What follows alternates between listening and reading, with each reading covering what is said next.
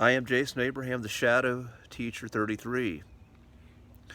And when we are called to the adventure of expressing our highest human potential in this life, in this realm, in this matrix of perception that we are calling our reality at this moment, very commonly we're going to meet resistance from programming, resistance in our own consciousness that says we're not worthy, it's too dangerous, we're not enough, we can't do it. And this programming that prompts the hero being you, to refuse the call to a higher expression is one of the great challenges, again, that we are called to come to terms with. We're called to come to terms and dissolve the resistance in order for us to progress in our hero's journey. And many of us try to do this through willpower. We know there's something we want in our lives. We're called to something in a greater expression that we know is possible, but just seems out of reach from our current state of being. We keep running into these walls. And there's a movie, Shine.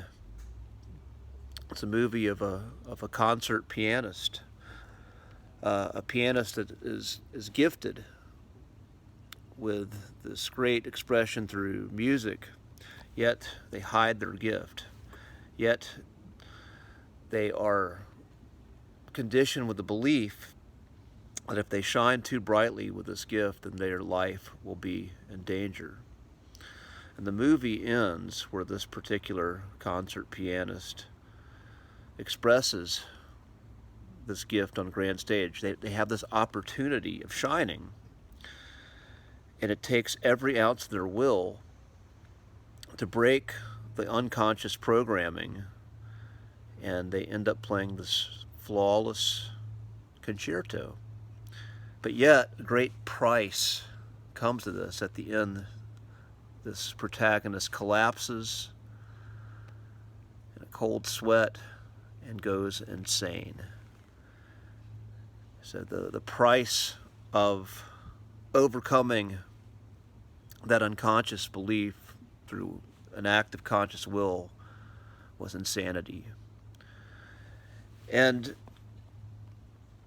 what we find in our world is when we apply excessive willpower, the willpower we find is finite. Eventually we run into walls. We run into these barriers that keep pushing us back into that old belief that is holding us from our call. That's pretty much heeding the old voice that's saying, do not pursue this, do not shine, do not go forward. And what I find, we do have to lose our minds in a sense to get to that greater expression, but we do this typically through coaxing. We have to have gentle nudges and coaxing of the subconscious mind, gentle nudges to our belief systems to where we start to see evidence again that we're safe, it's okay to be this version of ourselves that is going to shine, it's going to be expansive. And by setting up systems in our life and giving ourselves little breaks in that comfort zone, little breaks of comfort from the old identity, but are not so much that completely break us, we gradually start to shift our way of being.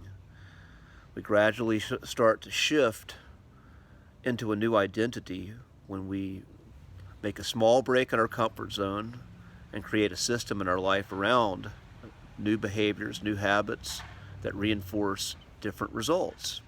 I say this a million times over on this channel because so much of what I'm sharing is the key to an identity shift, where we start to do something, we take inspired action, but the appropriate inspired action, an inspired action that does not require this excessive amount of will, but just enough will to get us a little bit uncomfortable, to where we can start to automate a new behavior, a new process that gets a different result. And with these different results, then that old belief will gradually say, hey, I'm safe, this is okay, we can heed this call. It's safe for us to heed the call to adventure, to shine in our grandest expression of ourselves. And over time, that's what happens. If we are true to our hearts, true to this call, and we skillfully break our comfort zones a little bit at a time, little bits of that willpower, followed by systems to where we don't have to rely on that willpower to shift our identity, then we start to become. And once we become, we shine.